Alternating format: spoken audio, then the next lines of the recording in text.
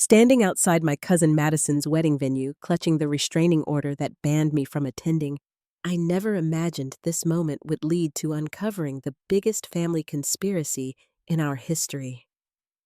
For years, they claimed I was too rebellious, too outspoken, too different for their precious celebrations. But when I accidentally discovered the real reason behind my systematic exclusion from every family milestone, everything I believed about blood loyalty shattered. The truth was so devastating that it would destroy 3 generations of carefully constructed lies, and ultimately give me the sweetest revenge of my lifetime. Hey, beautiful souls! Before we dive into this incredible family drama that literally changed everything, drop a comment and let me know where you are watching from. If you have ever felt like the black sheep of your family, smash that like button because this story is going to blow your minds. Subscribe for more jaw-dropping family revenge stories. And trust me, you absolutely do not want to miss what happens next, because the plot twist in this family betrayal saga will leave you speechless. My name is Seraphina Rivers, and I have always been the outlier in the perfectly polished Rivers family dynasty. While my relatives built their lives around country club memberships, charitable galas, and maintaining appearances, I chose to become a forensic accountant, specializing in financial fraud investigations. My purple hair tattoos and refusal to wear pastels apparently made me unsuitable for family photographs and wedding guest lists. The systematic exclusion began 5 years ago during my cousin Emma's engagement announcement. My Aunt Vivian, the family matriarch and successful real estate mogul, pulled me aside at the family dinner and explained that Emma specifically requested I not attend her wedding. The reason, my alternative appearance might clash with their elegant garden party theme. I was hurt, but tried to understand, thinking it was just Emma being a perfectionist bride. But then came my brother Marcus's wedding. Same excuse. My appearance would be inappropriate for their formal church ceremony. When my cousin Tyler got married 6 months later, they claimed the venue had strict dress codes that my style could not accommodate. Each rejection felt like a knife to my heart, but I convinced myself that maybe they were right. Maybe I was too different, too much of a disruption to their carefully curated family image. The breaking point came 3 weeks ago, when my youngest cousin Madison sent out wedding invitations to the entire extended family. Everyone received beautiful cream-colored invitations with gold embossing, except me. When I called Madison directly, she stammered through an uncomfortable explanation about limited guest counts and difficult decisions. But I knew she was lying because I had seen her posting on social media about having over 300 guests. That weekend, while attending a family barbecue at my parents' house, I overheard a conversation that would change everything. I had gone inside to use the bathroom when I heard my Aunt Vivian talking to my mother in the kitchen. I paused outside the door when I heard my name mentioned. "We cannot keep this charade going forever, Patricia," Vivian was saying. "Seraphina is getting suspicious about being excluded from every wedding. What if she starts investigating? You know what she does for a living." My mother's voice sounded strained. "She trusts the family, Vivienne. She believes the excuses about her appearance being inappropriate. Besides, she would never suspect what we have been doing with the wedding gifts and inheritance money." My blood ran cold. Wedding gifts. Inheritance money. What were they talking about? That 100,000 from grandmother's estate that was supposed to go to her has been very useful for Marcus's house down payment, Vivian continued. And the wedding gifts from the Spencer relatives, who think they are honoring Seraphina by sending generous checks, have practically funded Madison's entire ceremony. I pressed myself against the wall, struggling to process what I was hearing.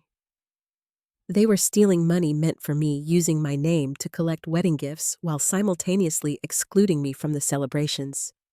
"The beauty of this system is that Seraphina never attends the weddings, so she never realizes that the Spencer family and grandmother's old friends keep sending gifts addressed to her," my mother replied. "They assume she is there celebrating with everyone else. We just deposit the checks and thank them on her behalf." Vivian laughed coldly. "And the inheritance money from Great Aunt Helena that was designated for all the grandchildren, equally pure genius. to claim that Seraphina forfeited her portion by missing too many family gatherings. The probate lawyer never questioned it when we said she was estranged from the family. My legs nearly gave out. They had stolen my inheritance, my wedding gifts, and constructed an elaborate scheme to keep me away from family events so I would never discover their fraud. The exclusion was never about my appearance or being too different. It was about money, and they had been systematically robbing me for years. I quietly backed away from the kitchen and slipped out through the back door, my mind racing with betrayal and fury. These were the people who claimed to love me, who insisted that blood was thicker than water, who had raised me to believe in family loyalty above everything else. Instead, they had been treating me like a cash cow while making me feel like a pariah. That night, I sat in my apartment, staring at bank statements and family documents, trying to calculate how much money they had stolen from me over the years. The numbers were staggering. Between the inheritance funds, wedding gifts, and various family contributions that had been redirected, they had essentially robbed me of over $200,000. But more than the money, they had stolen my sense of belonging, my faith in family bonds and years of happiness that I should have shared with people I loved. They had made me question my worth, my appearance, my place in the family, all while lining their pockets with funds that rightfully belonged to me. As I sat there in the darkness, a plan began forming in my mind. If they wanted to play games with family loyalty and financial manipulation, I would show them exactly what happened when someone with my professional skills and investigative training decided to seek justice. They had underestimated me for the last time. The next morning, I called in sick to work and began the most important investigation of my career. Using my professional skills in forensic accounting and fraud detection, I started building a comprehensive case against my own family. The irony was not lost on me that the career they had always dismissed as too unconventional would be their downfall. My first step was gathering documentary evidence. I contacted the probate lawyer who had handled Great Aunt Helena's estate and requested copies of all distribution documents. When the lawyer, an elderly gentleman named Robert Crawford, heard my voice, he seemed confused. "Miss Rivers, I was under the impression from your family that you had chosen not to participate in family gatherings and had waived your inheritance rights," he said carefully. "That is absolutely incorrect," I replied, keeping my voice steady despite my rage. "I never waived any rights, and I was never contacted about any inheritance distributions. Could you please send me complete copies of all documentation related to the estate?" There was a long pause. "Miss Rivers, this is very concerning. The documentation I have shows signatures and statements indicating your voluntary forfeiture. If you are saying you never signed these documents, we may have a serious legal problem." Within 3 hours, I had copies of forged documents bearing my signature, falsified statements, claiming I had rejected my inheritance, and correspondence supposedly from me expressing my desire to have my portion redistributed to other family members. The forgeries were convincing, but not perfect. As someone trained in financial fraud investigation, I could spot the inconsistencies in signature patterns and document formatting that would hold up in court. Next, I contacted the Spencer family distant relatives who had been sending generous wedding gifts for years. When I called Mrs. Eleanor Spencer, she was delighted to hear from me. "Seraphina, darling, we have missed seeing you at all the family celebrations, but your thank you notes have been so gracious. The family always tells us you are too busy with work to attend, but your appreciation for our gifts is always so heartfelt." My stomach churned. "Mrs. Spencer, I need to ask you about these thank you notes. Can you describe them to me?" "Oh, they are lovely. Always on that beautiful cream stationery with your family crest written in such elegant handwriting. You always mention specific details about how you plan to use our gifts. Just last month, you thanked us for the $1,000 check for Madison's wedding and mentioned how excited you were to help with her reception costs." I had never written a single thank you note, and I definitely had never received any checks. My family had been intercepting wedding gifts, forging my correspondence, and building relationships with relatives on my behalf while keeping me completely isolated from these connections. That afternoon, I drove to the courthouse and filed requests for financial records related to all the family weddings over the past 5 years. As a forensic accountant, I knew exactly which documents to request and how to trace money flows. The paper trail was more damning than I had imagined. Bank records showed deposits of wedding gifts addressed to me going into my Aunt Vivian's personal account. The inheritance money from Great-Aunt Helena had been split between 3 family members, with my portion deposited into an account jointly held by my mother and Vivian. Even more shocking, I discovered that family members had been applying for credit cards in my name using my Social Security number, but directing the statements to their addresses. The financial fraud extended far beyond wedding gifts. They had essentially been using my identity as a financial resource for years, building credit that they managed and benefited from, while leaving me completely unaware of the accounts existing in my name. By evening, I had documented evidence of identity theft, inheritance fraud mail, theft forgery, and systematic financial abuse spanning 5 years. The total amount stolen from me exceeded $300,000 when I included the fraudulent credit accounts and accrued interest. But I wanted more than just financial restitution. I wanted them to experience the same humiliation and exclusion they had forced me to endure. I wanted their carefully constructed family image to crumble in the most public way possible. That night, I began planning my response.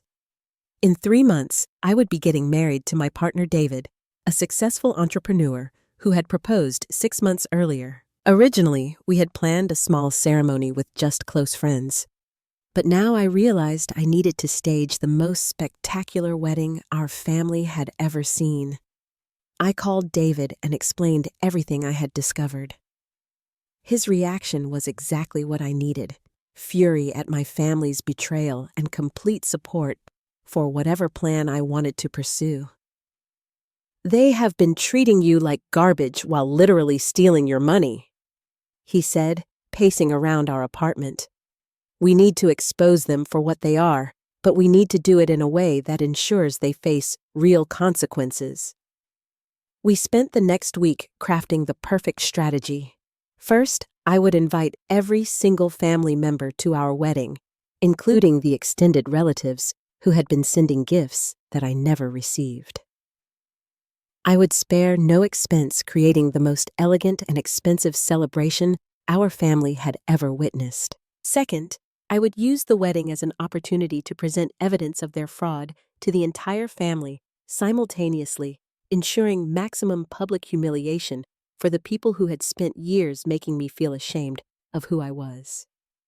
Third, I would coordinate with law enforcement to have arrest warrants ready for execution at the precise moment when my family realized their crimes had been exposed. The wedding invitation list grew to over 400 people, including every Spencer family member, all of Great-Aunt Helena's old friends, the probate lawyer, and several family members who had been excluded from previous celebrations due to various family politics. I sent invitations to everyone who had ever been told I was too different, too rebellious, or too inappropriate for family gatherings. The invitation itself was a work of art. Printed on the most expensive stationery with gold leaf detailing it, announced the marriage of Seraphina Rivers and David Morrison with a reception at the most exclusive venue in the city. I included a note mentioning that this celebration would be particularly meaningful because it represented healing family relationships and honoring the memory of beloved relatives who had supported our family through their generosity. When family members began receiving these invitations, their panic was immediate and obvious. My phone started ringing within hours, with relatives stammering through confused conversations about whether I was actually getting married and why they had not been told about my engagement earlier. Vivian called me directly, her voice tight with barely controlled anxiety. "Seraphina, this invitation is quite elaborate. Are you certain you can afford such an extravagant celebration? Perhaps we should discuss scaling back to something more appropriate for your budget." I smiled as I answered. Actually, Aunt Vivian, thanks to some recent financial discoveries, I find myself much better positioned than I realized. I am planning to spare no expense for this celebration. After all, family is everything, right? The weeks leading up to my wedding became a carefully orchestrated campaign of strategic alliance building and evidence gathering. I realized that exposing my family's fraud would require more than just documentation. I needed allies who could corroborate my story and witnesses who could testify to the systematic deception that had been perpetrated against me. My first major ally came from an unexpected source. While researching the inheritance fraud, I discovered that my cousin, Jessica Marcus's younger sister, had also been excluded from several family events over the years. The family claimed she was too dramatic and emotionally unstable to attend formal gatherings. When I called Jessica to invite her to my wedding, she broke down crying. "Seraphina, I have been so hurt by how the family treats us," she sobbed over the phone. "They act like we are embarrassments while everyone else gets to be part of the inner circle. I always wondered why you and I were the only ones who seemed to cause problems for them."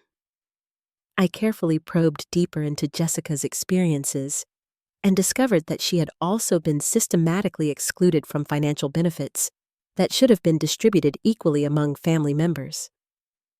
When grandmother had given money for college graduations, Jessica never received her portion because the family claimed she had dropped out too many times to deserve it. When family members contributed to a fund for Marcus's medical expenses during his surgery, Jessica's name was deliberately left off the recipient list despite her offering to help. "They told me you were too busy with your career to maintain family relationships," Jessica revealed. "But they told me I was too unstable to be trusted with family responsibilities. It seems like they have been playing us against each other while cutting both of us out of family benefits." Jessica became my first crucial ally. As Marcus's sister, she had access to family communications and financial records that I could not obtain on my own. More importantly, she had witnessed conversations and behaviors that supported my allegations of systematic exclusion and financial manipulation.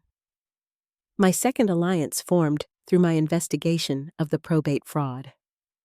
When I contacted Robert Crawford again to discuss the forged inheritance documents, he revealed that he had been suspicious of the family's claims about my voluntary forfeiture from the beginning.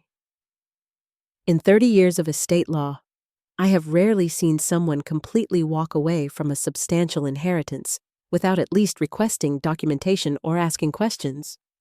He explained during our meeting at his office. "Your family's explanations never quite made sense, but I had no way to contact you directly to verify their claims." Crawford had actually attempted to reach me multiple times through the contact information provided by my family, but those letters and phone calls had been intercepted. My Aunt Vivian had been monitoring and redirecting all official correspondence related to the inheritance, ensuring that I never received direct communication from the probate lawyer. "I maintain copies of all my attempts to contact you," Crawford said, sliding a thick folder across his desk. "Phone logs certified mail receipts, even email attempts that bounced back from an address that apparently did not belong to you. If you are pursuing legal action, this documentation proves that your family deliberately interfered with proper inheritance distribution procedures." Crawford agreed to serve as a witness in any legal proceedings and offered to contact other estate lawyers who had handled family trusts and distributions over the years. His professional network became an invaluable resource for documenting the full scope of my family's financial manipulation. The third crucial alliance emerged through social media investigation. While researching family wedding celebrations that I had been excluded from, I discovered that several family friends and distant relatives had been posting comments and messages directed at me for years. They had been tagging me in wedding photos, sending congratulations for family milestones, and expressing confusion about my absence from celebrations. One family friend, Margaret Hamilton, had been particularly persistent in trying to maintain contact with me. She had attended every family wedding over the past 5 years and consistently asked other family members why I was never present. When I reached out to Margaret directly, she was shocked to learn about my systematic exclusion. Your Aunt Vivian always told us that you were traveling for work or dealing with personal issues that made it difficult for you to attend family gatherings, Margaret explained during our coffee meeting. But she also made sure to tell us how much you appreciated our gifts and well wishes. I have saved every thank you note supposedly from you, and now that I think about it, they all sounded very similar and formal. Margaret had documentation spanning 5 years of forged correspondence, including thank you notes for wedding gifts I never received, holiday greetings, supposedly from me, and even condolence letters during family losses that I had not been informed about. Her collection of fake communications provided additional evidence of the systematic deception that had been orchestrated by my family. But Margaret offered something even more valuable than documentation. As a longtime family friend who was respected and trusted by all the relatives, her testimony would carry significant weight when I presented my evidence. She agreed to help me contact other family friends who had been receiving forged communications from me. My fourth alliance was the most surprising and ultimately the most powerful. During my investigation of the credit cards opened in my name, I discovered that my cousin Emma, whose wedding had been the first celebration I was excluded from, was actually a victim of similar financial manipulation. When I carefully approached Emma with questions about family financial arrangements, she revealed that her lavish wedding had been funded through a complex scheme involving multiple family members contributing money that they claimed was coming from various sources, including my contributions. I never understood how my parents could afford such an expensive wedding, Emma admitted during a tense conversation at her apartment. They kept telling me that family members were contributing generous gifts, including you, but I never saw you at any of the planning meetings or bridal events. When I asked why you were not participating in person, they said you preferred to contribute financially rather than attending social events. Emma had been told that I had specifically requested not to attend her wedding because I was uncomfortable with large social gatherings, but that I wanted to show my love and support through generous financial contributions. She had been given fake receipts and documentation showing substantial monetary gifts from me, when in reality, I had never contributed a single dollar to her wedding costs. The realization that her beautiful wedding had been funded through stolen money from my inheritance and fraudulent gift schemes devastated Emma. She had been unknowingly participating in a criminal conspiracy against a family member she genuinely cared about. They made me believe that you did not want to be part of our family celebrations, Emma said through tears. I feel so guilty for not questioning their explanations or reaching out to you directly. I should have known something was wrong when you never responded to any of my personal messages or calls. Emma's guilt transformed into determination to help me expose the truth. As the family member whose wedding had initiated the systematic exclusion pattern, her testimony would be crucial for establishing the timeline and methodology of the fraud scheme. Together, these 4 allies helped me build an overwhelming case against my family's financial crimes.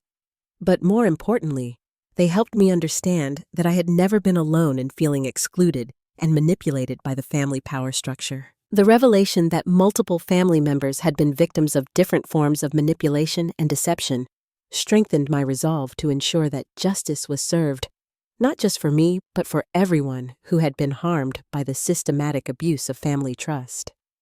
As my wedding date approached, I finalized the most important alliance of all. I contacted Detective Maria Santos, a financial crimes investigator who specialized in family fraud cases. After reviewing my evidence, Detective Santos agreed that my family's actions constituted multiple felonies, including identity theft, mail fraud, inheritance fraud, and conspiracy to commit financial crimes. This is one of the most comprehensive family fraud schemes I have encountered, Detective Santos said after studying my documentation. The systematic nature of the deception and the multiple victims involved make this a serious criminal matter. We will need to coordinate arrests carefully to ensure we apprehend all the responsible parties simultaneously. With law enforcement support secured and a team of allies ready to testify, I was prepared to turn my wedding into the most unforgettable family gathering in our history. The people who had spent years making me feel unwelcome at family celebrations were about to discover that justice could be served with the same attention to detail and coordination that they had used to orchestrate my exclusion. The stage was set for the ultimate confrontation, and every detail had been carefully planned to ensure that truth, justice, and consequences would finally be delivered to the family members who had betrayed the very bonds they claimed to honor above everything else. 3 days before my wedding, my carefully constructed alliance began to crumble in the most devastating way possible. The betrayal came from the person I had trusted most, my cousin Jessica, who I believed was a fellow victim of our family's systematic exclusion and financial manipulation. I discovered her treachery through pure accident. While finalizing seating arrangements at the wedding venue, I needed to contact Jessica about bringing her boyfriend as her +1. When I called her number, it went straight to voicemail, so I decided to drive to her apartment to discuss the details in person. As I approached her building, I saw a familiar car in the parking lot. My Aunt Vivian's silver Mercedes. My stomach immediately clenched with suspicion, but I told myself there could be innocent explanations for why Jessica was meeting with Vivian without telling me. I parked across the street and waited, unsure whether I should interrupt their meeting or give them privacy to finish their conversation. After 20 minutes, I saw Vivian emerge from the building, followed by Jessica. They stood outside the entrance, and even from my distance, I could see Jessica handing Vivian a thick envelope. Something about their body language triggered every investigative instinct I had developed over years of fraud investigation. Jessica looked nervous and guilty, while Vivian appeared satisfied and confident. They embraced briefly before Vivian drove away, leaving Jessica standing alone outside her building, looking distressed. I waited another 10 minutes before approaching Jessica's apartment. When she answered the door, her face immediately flushed with panic upon seeing me. "Seraphina, I was not expecting you. Is everything okay with the wedding plans?" She stammered, blocking the doorway instead of inviting me inside. "I tried calling about your +1 for the reception," I replied, studying her facial expressions carefully. "But I wanted to ask you about something else. I just saw Aunt Vivian leaving your building. What was she doing here?" Jessica's face went completely pale. "Oh, that was nothing important. Just some family business she needed to discuss. You know how she likes to manage everything." But I knew Jessica was lying. In all our conversations over the past month, she had expressed nothing but anger and resentment toward Vivian for the years of exclusion and manipulation we had both experienced. There was no innocent reason for them to be meeting secretly just days before my wedding. "Jessica, what was in the envelope you gave her?"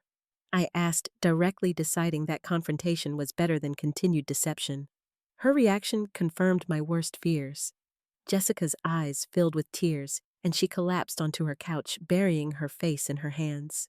"I am so sorry, Seraphina. They found out about everything.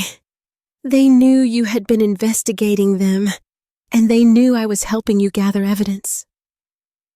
My heart sank as the full scope of the betrayal became clear. "What did you tell them, Jessica?" Through broken sobs, Jessica revealed that Vivian had contacted her 2 weeks earlier with an ultimatum.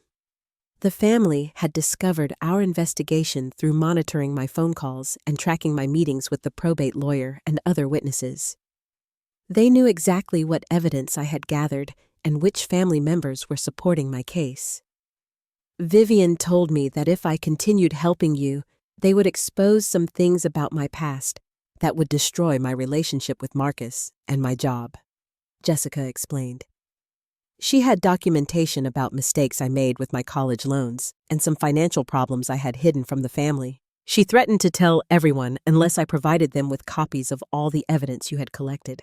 The envelope Jessica had handed to Vivian contained photocopies of every document I had shared with her, including bank records, forged inheritance papers, correspondence with the probate lawyer, and detailed notes about our investigation strategy. Worse yet, Jessica had provided them with a complete list of all the allies I had recruited and the specific testimony each person was prepared to provide.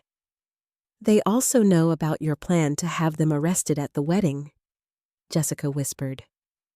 Vivian has contacts in the legal system, and she has already spoken to people who can make the charges disappear or get reduced to minor infractions. She said you were naive to think you could take on the entire family power structure. The betrayal was devastating on multiple levels. Not only had Jessica compromised my investigation, but she had also revealed that our family's corruption extended far beyond financial fraud. They had political and legal connections that could potentially protect them from the consequences of their crimes. But the worst part of Jessica's betrayal was discovering that her exclusion from family events had been largely voluntary. Unlike my systematic banishment, Jessica had been choosing to skip family gatherings because she found them boring and pretentious.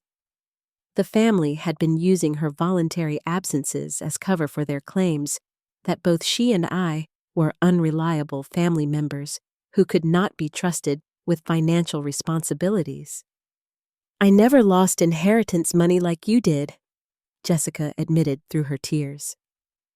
I just let them think I was upset about being excluded because it seemed easier than explaining that I did not want to attend their stuffy parties. When you told me about your investigation, I saw an opportunity to get back at them for years of condescending treatment, but I never expected them to threaten me with real consequences. That evening, I received a phone call from Detective Santos that confirmed my worst fears about the scope of the betrayal. Miss Rivers, we have a problem. Someone has been feeding information about our investigation to the subjects. They have retained high-powered attorneys and are prepared to challenge every piece of evidence we collected. More concerning, some of our key witnesses have been contacted and are now reluctant to testify. The detective explained that my family had launched a counter-investigation into my activities, claiming that I was a disgruntled relative attempting to extort money through false accusations. They had hired private investigators to dig up any potentially damaging information about my personal and professional life, and they were prepared to destroy my reputation if I continued pursuing legal action against them. They are also claiming that you have been estranged from the family for years due to drug problems and mental health issues, Detective Santos continued. They have documentation supposedly supporting these claims, and they are suggesting that your entire fraud allegation is the result of paranoid delusions and substance abuse. I realized that my family had been preparing for this confrontation much longer than I had suspected. While I was gathering evidence of their crimes, they were simultaneously building a defense strategy that would portray me as an unreliable accuser with ulterior motives.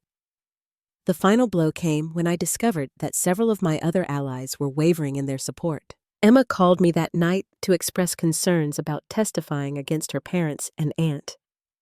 Margaret Hamilton had been contacted by family lawyers who convinced her that her collection of forged correspondence might be the result of misunderstandings rather than deliberate fraud. Even Robert Crawford, the probate lawyer, was hedging his previous statements about the suspicious nature of my inheritance forfeiture. When I called his office, his secretary informed me that Mr. Crawford was reviewing the estate files with other attorneys and might not be available to provide testimony until the legal questions were resolved.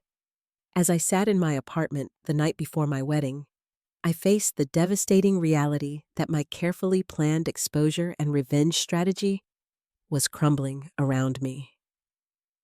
My primary ally had betrayed me. My evidence had been compromised, and my family was mounting a sophisticated counterattack that could destroy my credibility and professional reputation. The wedding that was supposed to be my moment of triumph and justice was now shaping up to be the scene of my most humiliating defeat. I had underestimated my family's resources, their connections, and their willingness to destroy me completely, rather than face accountability for their crimes. But as I stared at the wedding dress hanging in my closet and thought about David's unwavering support throughout this nightmare, I realized that I still had one advantage my family had not anticipated.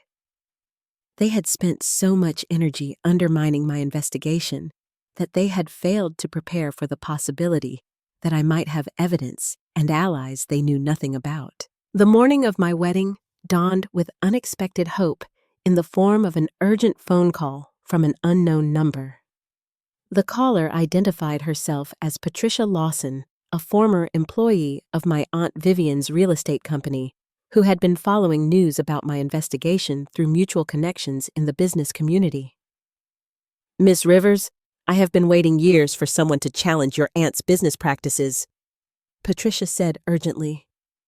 "I worked for her company for 8 years and witnessed systematic fraud that extended far beyond your family's personal finances.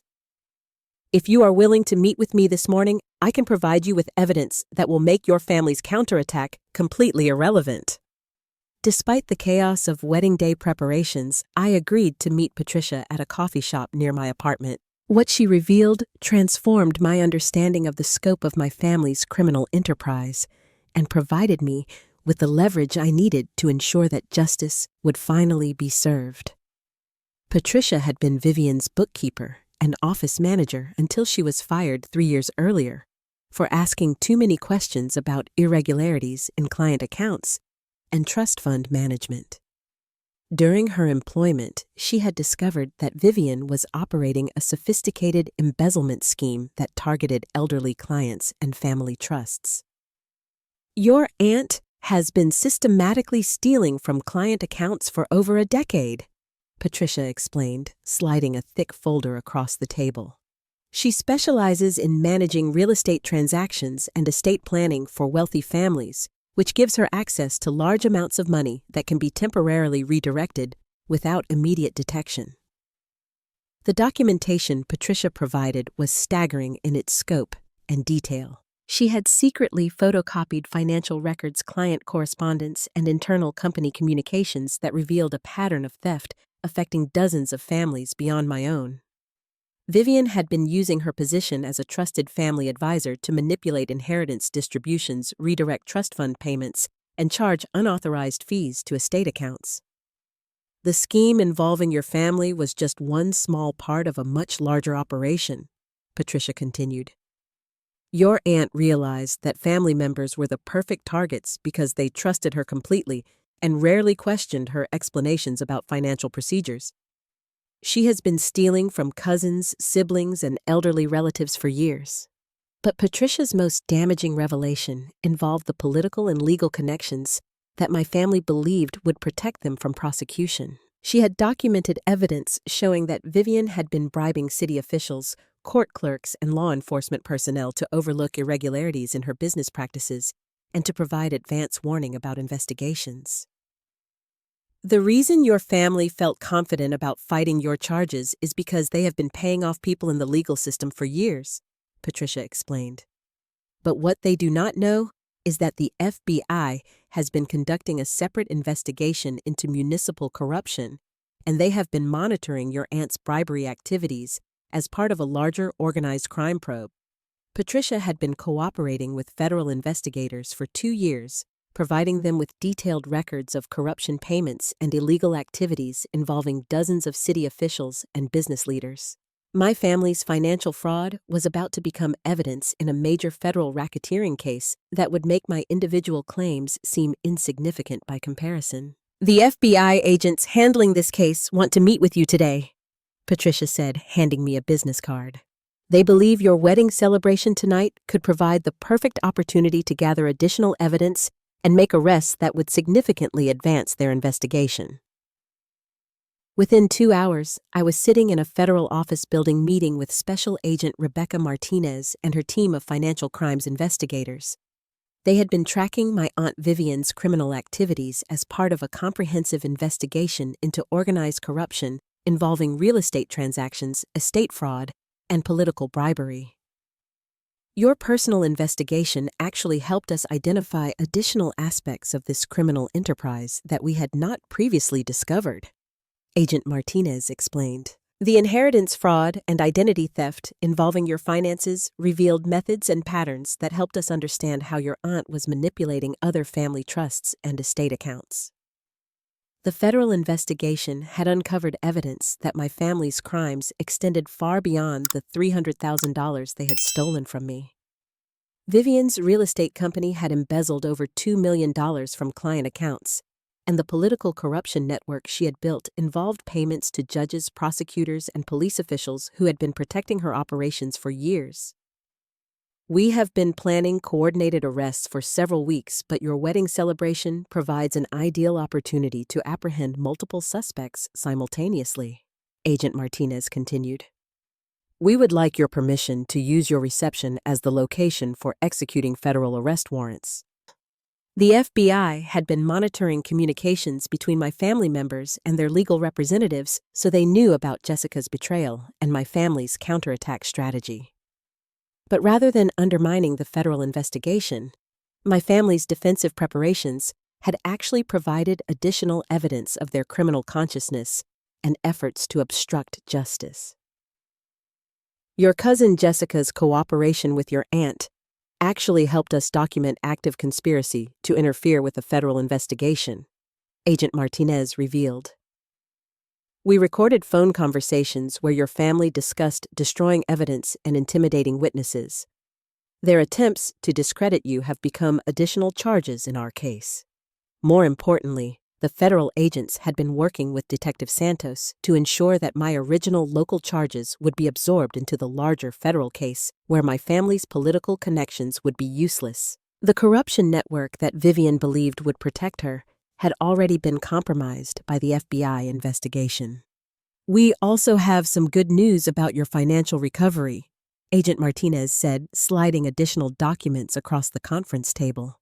Federal asset forfeiture laws will allow us to freeze all accounts connected to your aunt's criminal enterprise and ensure that victims receive full restitution for their losses. The FBI had already identified bank accounts, real estate holdings, and investment portfolios that could be seized to compensate victims of Vivian's fraud schemes. Not only would I recover the money that had been stolen from me, but I would also receive compensation for the emotional distress and credit damage caused by their identity theft activities. But the most satisfying revelation came when Agent Martinez explained how my family's corruption network would be completely dismantled. Your aunt's bribery activities gave us probable cause to investigate everyone in her political protection network. We will be making arrests tonight that will effectively eliminate the corrupt influences that allowed this criminal enterprise to operate for so many years. As I left the federal building that afternoon, I realized that my wedding celebration would indeed be unforgettable, but not for the reasons I had originally planned. Instead of being my personal moment of revenge against family members who had betrayed me, it would be the culmination of a major federal investigation that would deliver justice on a scale far beyond anything I could have achieved on my own. The irony was perfect. My family had spent years excluding me from their celebrations because they claimed I was too different and too disruptive for their carefully maintained image. Tonight, their own criminal behavior would make them the center of attention at the most dramatic family gathering in our history. As I prepared for my wedding ceremony, I felt a profound sense of peace, knowing that justice would finally be served, not just for me, but for all the victims who had suffered because of my family's greed and corruption. The people who had taught me that blood was thicker than water were about to discover that the law was thicker than both. My wedding day transformed into the most spectacular combination of celebration and justice that I could have ever imagined. The ceremony itself was absolutely beautiful.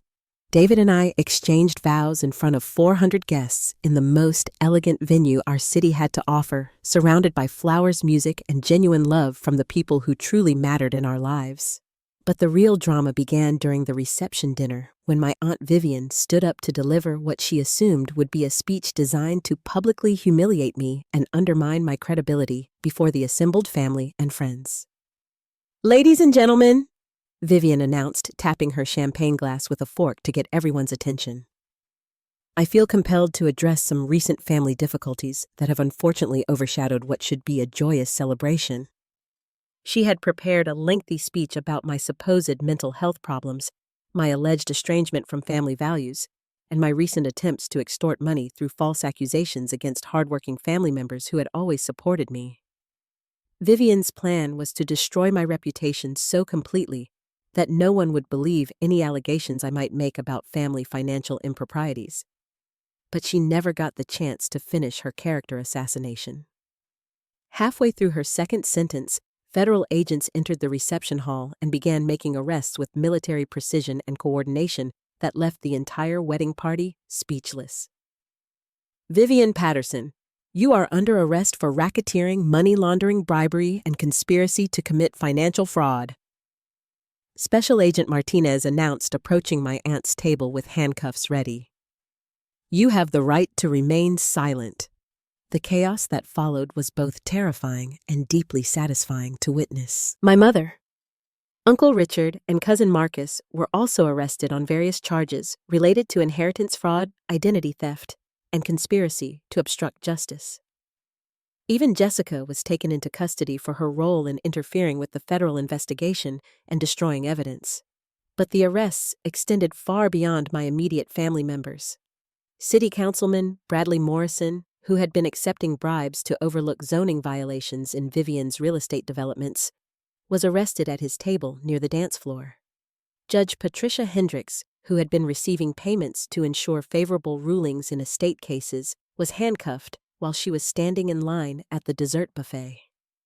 The wedding reception became the centerpiece of the largest municipal corruption bust in our city's history, with television news crews arriving to document federal agents escorting prominent community leaders out of my wedding venue in handcuffs. The immediate aftermath was surreal. Half of my wedding guests were in shock at witnessing multiple arrests during what should have been a romantic celebration. The other half, particularly the family friends who had been sending wedding gifts that I never received, were demanding explanations about what crimes had been committed and how they had been deceived. David and I found ourselves in the unique position of hosting a wedding reception where the entertainment was provided by federal law enforcement officers explaining financial fraud schemes to confused relatives, while crime scene investigators collected evidence from gift tables and family seating areas. Robert Crawford, the probate lawyer who had been wavering in his support for my case, approached me during the confusion with profound apologies and renewed offers to testify about the inheritance fraud he had witnessed. Miss Rivers, I should have trusted my instincts about your family's suspicious behavior years ago. Seeing them arrested for federal crimes makes me realize how thoroughly they had intimidated everyone around them. Margaret Hamilton and several other family friends who had been receiving forged correspondence from me spent the evening comparing notes about the fake thank you letters and discovering the full scope of the deception that had been practiced against them. Their anger at being manipulated transformed into fierce determination to support my testimony in upcoming legal proceedings. Even Emma, who had been conflicted about testifying against her parents, approached me with tears in her eyes and complete commitment to helping ensure that all victims received justice. I cannot believe my beautiful wedding was funded with stolen money, she said. Everything I thought was generosity was actually crime, and I will do whatever it takes to make this right. But the most meaningful moment of the entire evening came when David and I finally had a quiet moment together after the last federal agent had finished collecting evidence and the remaining wedding guests had recovered from the shock of witnessing organized crime arrests during our reception. So, David said, pulling me close for our first dance as a married couple on what had to be the most unconventional wedding day in history. How does it feel to have the most unforgettable wedding celebration ever? I laughed as I looked around at the reception hall that still bore evidence tape from the federal investigation, surrounded by family friends who were comparing stories about forged letters and stolen gifts, while television news crews packed up their equipment outside. It feels like justice, I replied. For the first time in years, I feel like I know exactly who my real family is. And that was the most important realization of the entire experience. The people who stayed to support me after the arrests were revealed who offered testimony and evidence without being asked who celebrated my marriage despite the chaos surrounding the investigation. Those were my chosen family members who proved that love and loyalty could not be stolen or forged. The legal proceedings that followed were swift and comprehensive. The federal charges against my family members resulted in significant prison sentences for Vivian and my mother, with shorter terms for the relatives who had played smaller roles in the conspiracy. The asset forfeiture proceedings recovered not just the money that had been stolen from me, but also provided restitution for dozens of other victims who had been defrauded over the years. More satisfying than the financial recovery was watching the complete collapse of the family power structure that had controlled and manipulated relationships for decades. Without Vivian's money and political connections, the remaining family members were forced to confront their own complicity in years of systematic abuse and exclusion. Some relatives reached out to apologize and attempt reconciliation, while others doubled down on their loyalty to the convicted criminals and effectively excluded themselves from any future relationship with David and me. The family split into clear factions between people who valued truth and justice versus those who prioritized maintaining appearances and avoiding accountability. But the most profound change was in my own perspective on family belonging and self-worth. For years, I had allowed their exclusion to make me question whether I was too different, too rebellious, or too problematic for family acceptance. Discovering that their rejection was motivated by greed rather than genuine concerns about my character liberated me from decades of self-doubt and insecurity. David and I built our own traditions with the family members who had proven their loyalty during the investigation, along with the friends who had supported us through the legal proceedings and media attention. Our first Thanksgiving as a married couple included Robert Crawford, Patricia Lawson, Margaret Hamilton, and several other people who had become part of our chosen family through shared commitment to truth and justice. The experience taught me that blood relationships mean nothing without trust, respect, and genuine care for each other's well-being. The people who excluded me from family celebrations while stealing my inheritance had never been my real family at all. They had been criminal associates masquerading as loving relatives. My real family consists of people who celebrate my differences rather than using them as excuses for exclusion, who support my goals instead of undermining my achievements, and who prove their love through actions rather than manipulative words about blood being thicker than water. As I finish telling this story, I want to ask all of you watching, have you ever experienced family members who made you feel like you were not good enough for their acceptance? Have you discovered that people claiming to love you were actually using you for their own benefit? Share your experiences in the comments, because family karma and justice stories remind us that we deserve relationships based on genuine love and respect. If this story resonated with you, please hit that like button and subscribe for more real-life drama about overcoming family betrayal and finding your chosen family. Share this video with anyone who needs to hear that being different is not something to apologize for, and that sometimes the best revenge is simply living authentically and surrounding yourself with people who appreciate who you really are. Thank you for watching my family revenge story, and I hope it reminds you that justice may be delayed, but it is never denied when you have the courage to stand up for yourself and demand the respect you deserve. Remember that your worth is not determined by people who exclude you. It is determined by the love and loyalty you build with people who choose to include you in their lives.